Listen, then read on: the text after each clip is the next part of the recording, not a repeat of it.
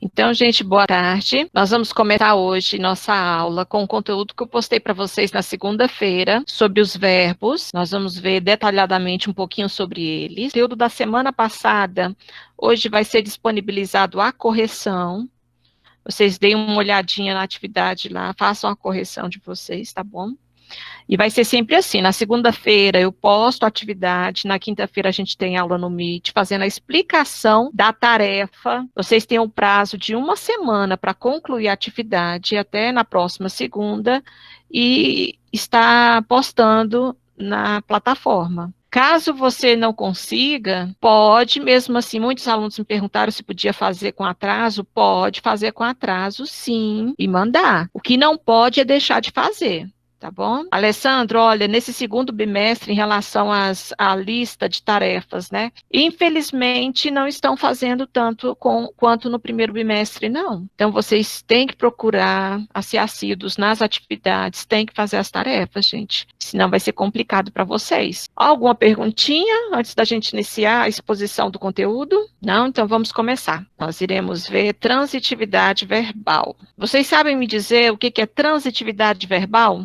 É quando tem o verbo transitivo direto e o verbo transitivo indireto? Sim, mais detalhadamente é isso mesmo.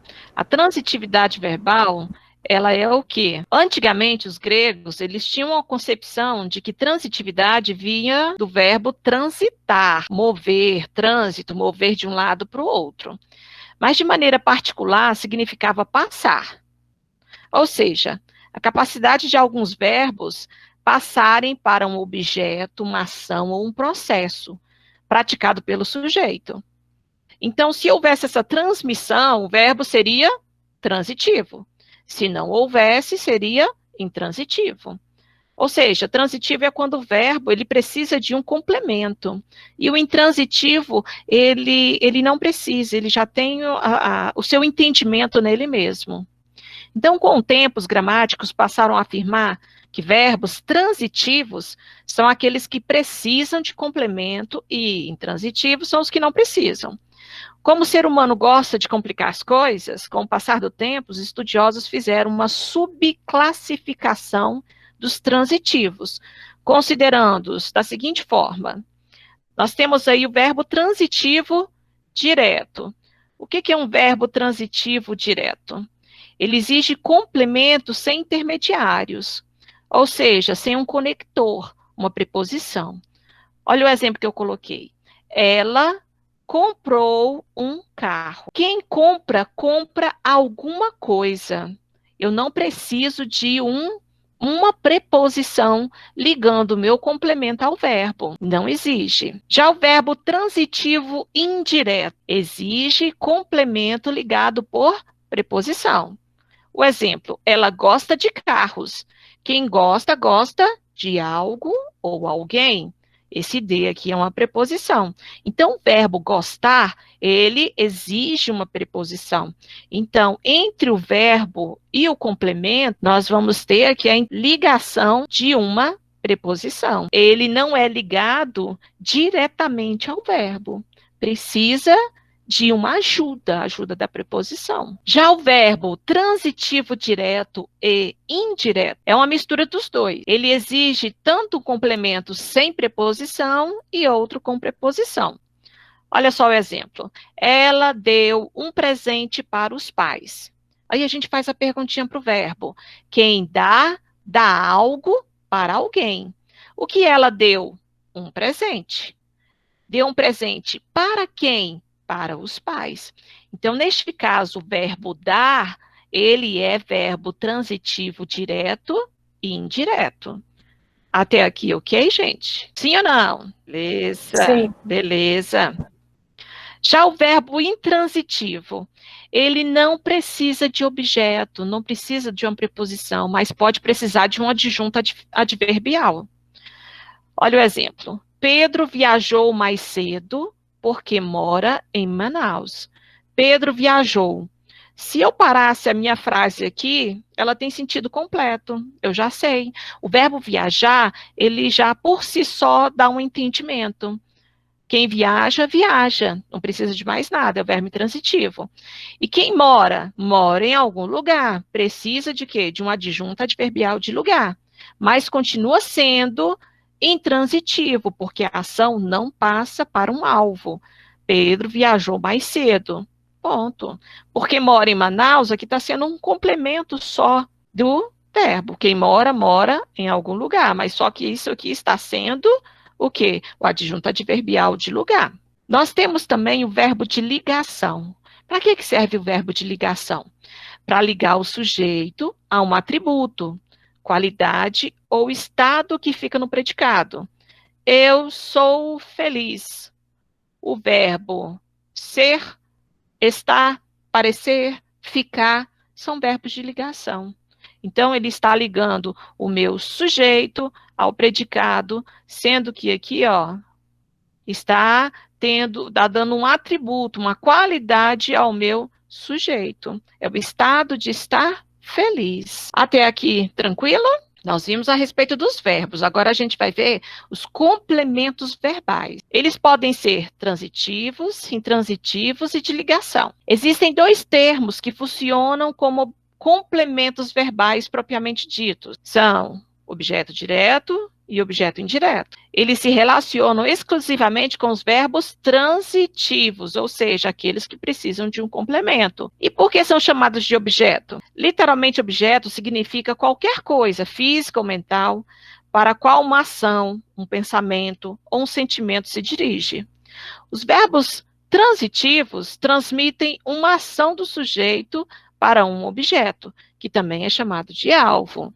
Vamos ver mais detalhadamente. Já o objeto direto aí, o que ele faz? Ele complementa o sentido do verbo transitivo direto ou verbo transitivo indireto.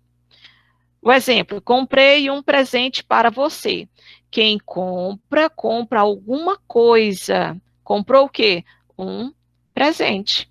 Então, esse um presente está sendo ligado diretamente ao verbo. Então, esse complemento aqui, ele é o meu objeto direto do verbo comprar. Não tem preposição obrigatória. Eu valorizo as amizades verdadeiras. Quem valoriza, valoriza alguma coisa. Eu valorizo o quê? As amizades verdadeiras. Então, as amizades verdadeiras é o meu objeto direto do verbo valorizar, que é um verbo transitivo direto. Normalmente, é substantivo ou pronome. Olha só, eu te amo. Quem ama, ama algo ou alguém. Eu te amo. Nós temos aí a classificação dos objetos diretos, né? Eles podem ser pleonástico, interno ou preposicionado. O que cada um quer dizer? O pleonástico é uma repetição do objeto direto ou do indireto em forma de pronome oblíquo. Não é usado no dia a dia, mas aparece em textos literários. Então, isso aqui não é muito comum aos nossos ouvidos no dia a dia, na nossa fala, no nosso dia a dia, né? Então, olha só, o dinheiro. Pedro o deixou no banco. Deixou o que no banco? O dinheiro. Então, esse o aqui, ele está sendo pleonástico, por quê? Porque eu já estou falando aqui sobre o dinheiro, e repetiu-se aqui o pronome oblíquo, tendo a função aí de pleonástico. Por quê? Está fazendo a repetição do objeto direto. Interno. Ocorre com verbos que originalmente seriam intransitivos, ou seja, aqueles verbos que não precisam de complemento, mas admite um complemento cognato, ou seja, da mesma raiz, origem ou da mesma família semântica. Um exemplo, ele vive uma vida desregrada. Ele vive. Só aqui eu já teria o meu sentido completo. Ele vive o quê? Uma vida desregrada. Então, está fazendo um complemento internamente do verbo viver, que, na verdade, ele é intransitivo. Não precisa de complemento. Já o preposicionado é introduzido por uma preposição não obrigatória e ocorre com verbos transitivos diretos por uma questão de estilo ou de adequação semântica, que é o sentido.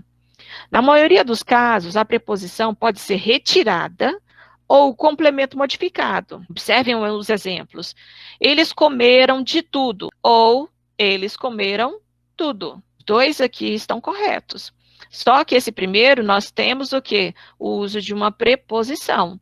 Então, esse objeto direto está ligado ao meu verbo por uma preposição, por isso que ele é preposicionado. Eles excluíram a nós, ou eles nos excluíram. Então, esse a nós, ele está sendo ligado aí, ele está com uma preposição, ele está preposicionado.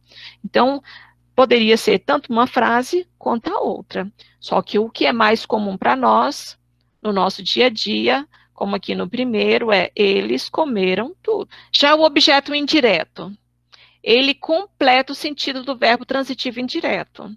Ou verbo transitivo indireto e direto. Olha só o exemplo. Mandei uma mensagem. Quem manda, manda algo para alguém. Mandou o quê? Uma mensagem. Mandei uma mensagem. Essa uma mensagem aqui é o meu objeto direto. Para minha mãe. Nós temos o uso da preposição para. Para quem? Para minha mãe. Está sendo ligado com uma preposição. Então, aqui é o meu objeto indireto. Certo? Então, na verdade, o verbo mandar é o meu verbo bitransitivo, ou verbo transitivo direto e indireto ao mesmo tempo. Tem preposição obrigatória. Preciso de você aqui. Eu não vou falar preciso você aqui. Está errado. Eu preciso da preposição. Então, quem precisa, precisa de alguma coisa. O mais fácil para vocês verem essa transitividade verbal é sempre fazer a pergunta para o verbo. Antes de tudo, identificá-lo e fazer a pergunta. Normalmente é substantivo ou pronome. Eu lhes perdoo. Quem perdoa, perdoa a alguém. Eu lhes perdoo. É um pronome. É igual aquela frase, eu a amo, ou eu o amo. Eu não posso falar eu amo ela. Tá errado isso aí.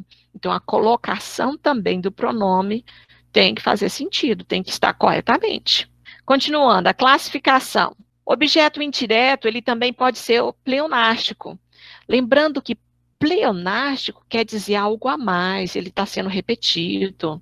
Não é usado tanto no dia a dia, mas também aparece nos textos literários. Exemplo, aos amigos, Amanda lhes reservou bons momentos.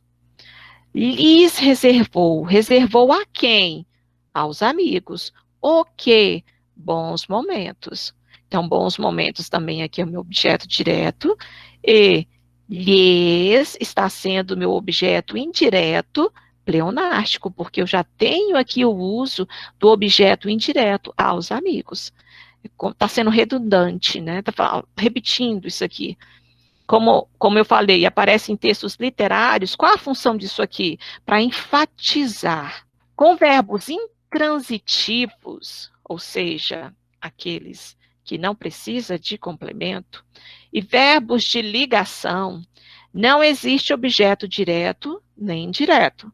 Mas existem alguns termos que se assemelham a complementos verbais, já que em alguns contextos completam sintaticamente, semanticamente o verbo. São os adjuntos adverbiais e os predicativos. Olha o exemplo. Eu moro em Porto Velho. Quem mora, mora. Mas eu fiz o complemento aqui, em Porto Velho. Está sendo o quê? O meu adjunto adverbial de lugar. O verbo morar é intransitivo, porque não transmite uma ação do sujeito para um alvo, mas exige um adjunto adverbial de lugar. Esse contexto como Porto Velho. Como o adjunto adverbial não é um termo obrigatório, em outros casos, a gramática não classifica como um complemento verbal. Mas nesse contexto, ele é necessário e não simplesmente um termo acessório. Então, quem mora, mora. Esse aí completou, eu moro em Porto Velho, eu moro em Brasília. e assim por diante. Algo semelhante ocorre com os verbos de ligação. Isabela é feliz. Vejam que o verbo de ligação está expressando um estado, o estado de Isabela. Que estado é esse? Ser feliz, de felicidade. Então, a forma verbal também não transmite uma ação do sujeito para um alvo, mas exige um predicativo do sujeito. Neste contexto, o termo feliz. Como o predicativo não é um termo obrigatório, em outros casos, a gramática não classifica como um complemento verbal. Mas neste contexto, ele é necessário não simplesmente para indicar um estado do sujeito, mas para completar também o sentido do verbo, o verbo ser, verbo de ligação. Certo? E aqui a gente finaliza o que eu passei para vocês na segunda-feira. Eu vou compartilhar com vocês a turma do Classroom do 8º A, tá? Ó, voltando ali, a sexta semana, do dia 17/8 a 21/8, foi semana passada que nós vimos as vozes verbais, ó, só 9 alunos do 8º A, que foi da página 160 a 163. Esta atividade que eu vou postar hoje, aliás, eu acho que já postei, lá no Classroom, as respostas, tá bom?